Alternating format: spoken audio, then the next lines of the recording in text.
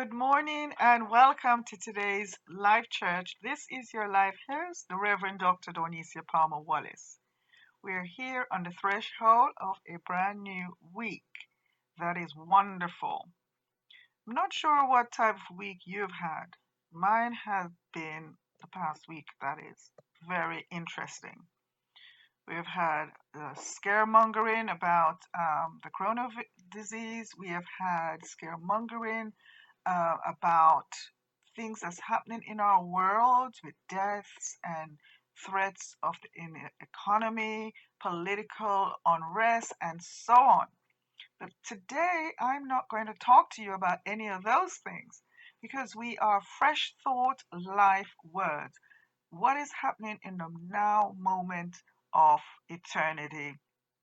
Pulling it here into the presentness of our space so that we can have a projected view of what is happening in the mind and heart of God right now for our life. And with that information, we can have a paradigm shift at any time. What does that involve? A paradigm shift. What will that look like for you? Well, our paradigm is normally built around our beliefs, a set of beliefs that we have been brought down through generation that has, sort of led and influenced the way we think, the way we, our outlook on life. And so if today you are seeing a wall all around you or rubble, how would you interpret that? And so many of the times we see blocks. Most people see blocks in their lives. Today, I want to introduce you to a pathway, a clear pathway. The pathway of joy, the pathway to peace, the pathway to success, the pathway to abundant life. When I mention the word abundance, people immediately see those green notes and they see bank balance. But when I talk about abundance, I'm talking about having a mindset, an abundant mindset that gives you an abundant heart set. And that comes from the soul set of abundance. How can we achieve that? Well, first of all, we need to come out of the clutter of the noise and come to this space of stillness. And in that place of stillness, I remember it being recorded in scripture that says, be still and know. You cannot absolutely know the truth until you are still in your beingness. So, we say we are human beings, but majority of the time, it seems that we have become, rather, human doings instead of human beings.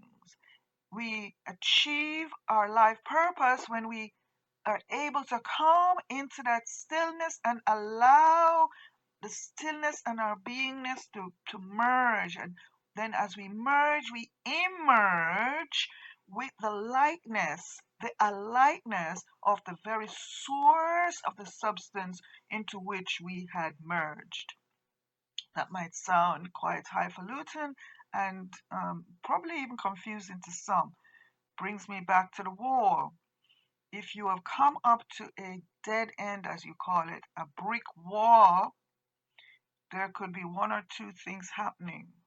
This could mean you have to now listen in the stillness to hear, do I go right, do I go left, or in a single split of a second, the wall will disappear. And so that will tell you whether you're going into the fight or flight mode. Because this happens when we constrict ourselves, when we think that we are up, everything is pulling in and we are up against a brick wall. I need to move, but there is nowhere to move to. I'm constricted, and so you develop that inside your breast, your chest area gets tight. Your mind is confused. You start sweating. Your palm is sweating. All perspiration is coming from everywhere in your body, and your mind is confused. Well, yes, we are in that state sometimes because we come into what we call the wall situation. And at that time, majority of people make the wrong choices because that's what they see, the wall. Well, I have some good news today from the Life University's Life Church media, and that is telling you the wall is down. Your wall is down. Your Jericho has fallen down. Shout, your Jericho wall has fallen down. What does that mean for us? Now, if you don't see a wall, but what you see around you seems like chaos and rubble, that's because the wall has fallen down. You know, we have not had that in our teaching. What happens when the wall actually came down? Were the people who were surrounding that wall, going around the wall for 6 days? It wasn't necessarily a wall; it was a whole city. The city was besieged by a wall. And sometimes, as I say, that's what it seems like around your life. It's like that wall is a circular wall surrounding your life. If you turn to the right or to the left, that thing is there. It's almost, it's think, what a strange wall. I'm in front of it, but when I turn to the left and I turn to the right, I look behind me, the wall is there. What is going on? And so the children of Israel in this story, they came to a wall. They were actually coming up to a wall situation because they wanted to get onward. And if you are a person that wants to get onward, coming from somewhere backward, but you want to go forward or onward, then what is it? And something is blocking your way, that means it needs to be removed. And so, what the children of Israel, the story tells us at the time, I'm not all for the violence. I'm getting the moral of the story was that we need to have this mindset of what's on the other side. So many times people want to prosper, but because their mindset is here with a chatter of, oh, I have not got enough, oh, this is what the doctor has diagnosed, a lifetime of threat.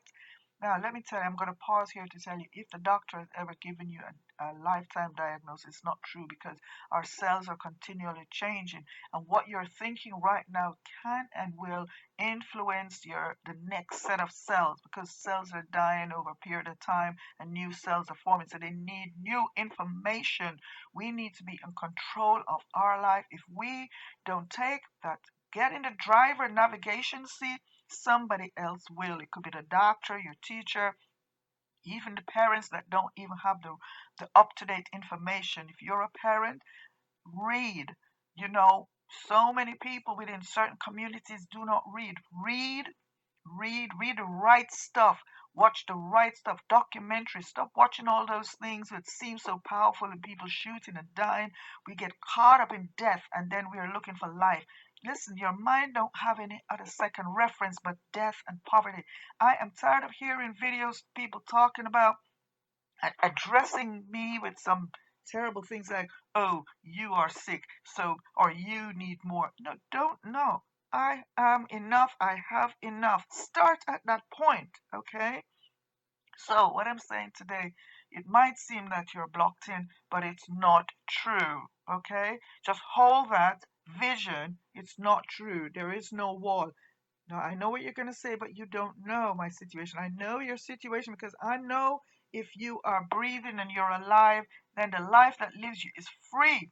The life doesn't see any wall. It sees that, yes, it might be a wall in front, but you know what? That's not the destination. Look up. You look up, what's that? The space above you. I spoke about that last week. It is free. It is open. Ah, what is on that other side? As you become still in this present moment, allow life to show you what's on the other side of that wall. Do you really even want to do you really want the walls to come down? Because when the walls come down, you're going to have to begin now to take responsibility for the very things that's behind that wall. When there were two spies that went out to spy what was behind that wall and came back to tell the king, they were so say giants behind that wall. But you know what happened when they viewed with a different eye. They said, you know what?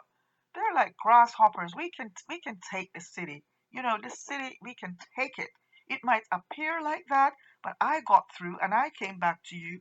So you might say, my God, are you trying to tell me that all these bills is going to disappear overnight? No, you're going to prepare yourself for abundance. And as you begin to prepare yourself for abundance based on truth, yes, did the master not say, I'm come that you might have abundant life? Isn't that then your inheritance, your new projected inheritance?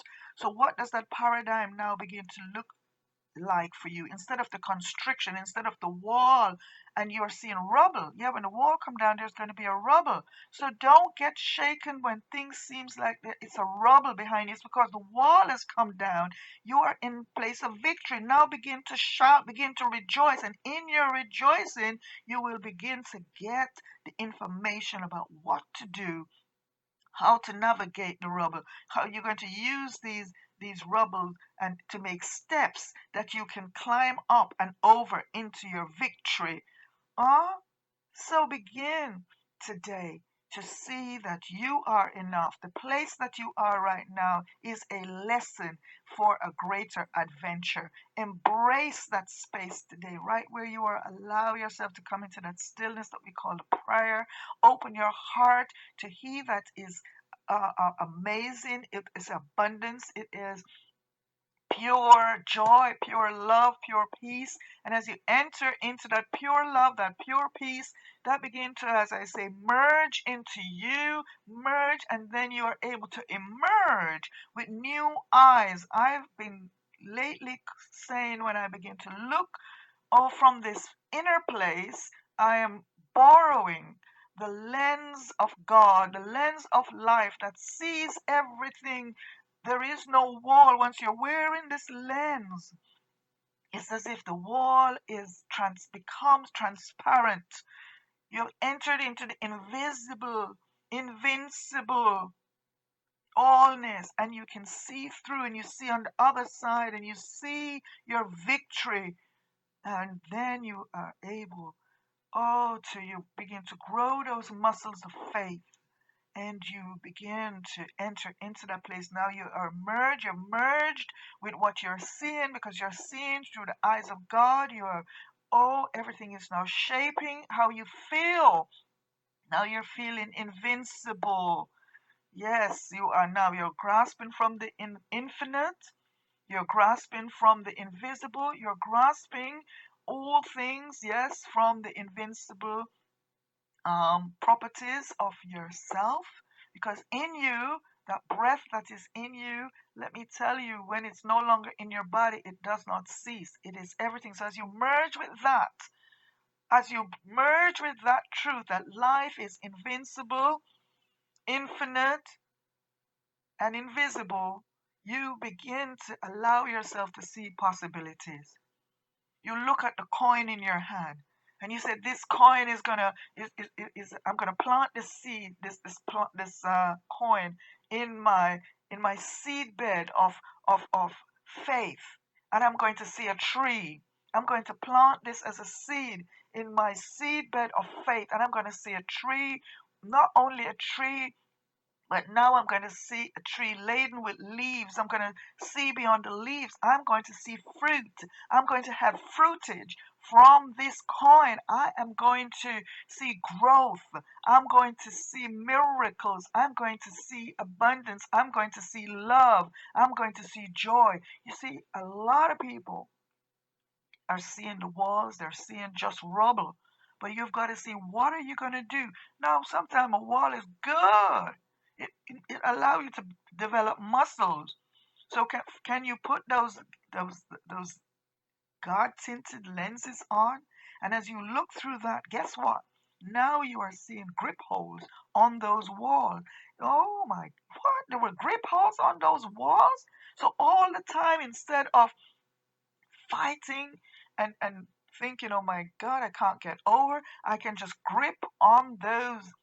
Oh, I can take hold of those grip holes. They're there, and I can make my way to the top. Now I need to know what's behind there, because something is behind those walls. Now we want the walls to tumble down. Or if the walls have tumbled down and you're seeing chaos, what am I going to do with this? You can use every situation for your advantage when you become still enough. Because when the noise chatter is going on, you will get frustrated, you will get angry, you will get disappointed, you will get jealous, you will get tormented, you will get anxious. Now, this is no state to address your abundance. This is no state to address your destiny. And so, what we do, we find ourselves constantly into stagnation, living in and among the rubble. But as we become very still, in that place of stillness, we meet God. And in that place we meet God, we emerge. And then we are able to emerge in the alightness of the wonderful, wonderful abundance that all things is possible. Now, I cannot tell you what is in the other side, because on the other side for you, right now, the answer that you're looking for is different to the answer that I'm looking for, or John is looking for, or Paul is looking for. But what you have to do in order to get over that wall, you need to be still enough so that life can show you what's on the other side, so that then it doesn't just show you what's on the other side as something to scare you. You begin to get the tools. You get the inner tools, the mental capacity to deal with what's over there. Because so many times, if you get over there just like you are right now, be living by looking at a wall or looking at a rubble with all that type of mentality going on, you'll be swallowed up. You'll be swallowed up straight away, because the giants, it will appear like giants before you instead of grasshoppers. So we need to take time this week to be still enough. Be still enough that we might hear that very quiet voice, the quiet voice of life, the quiet voice of God, the quiet voice of the Christ saying, it is okay. It is okay. Once you can hear that word, it is okay, allow yourself to feel what it's like to be okay. What does it mean for you to be okay? I want you to grab a pen and a paper as soon as you finish this and write down, this is what it means for me to be okay right now. Think about it, be still, feel into that quiet moment of being okay. Allow that quiet moment of being okay to emerge, for you to emerge as okay. And then you wake up, you write those things down, and you begin to praise, you begin to give thanks, and you begin to rejoice, because that is your destiny. It will surely happen. Now, join me next week, same time here. It might be a little earlier, so just, subscribe to the button below, and it will come into your feed, and then you are able to get the second half of this segment today. Life bless you. Life enfold within you. Life fulfill your deepest dream. Cause you to experience health. Cause you to experience hope realized. Cause you to realize, the full functionality for which you were brought here. That is your true design, your true life purpose. Give us a like, and as I said, subscribe or send this on to somebody else as a gift this week to let them know that all those walls have tumbled down or are tumbling down, and so that the rubble that they see around them is no need to fear, because God is near. This is your life host, the Reverend Dr. Dornicia Palmer Wallace, signing out. Have a great week.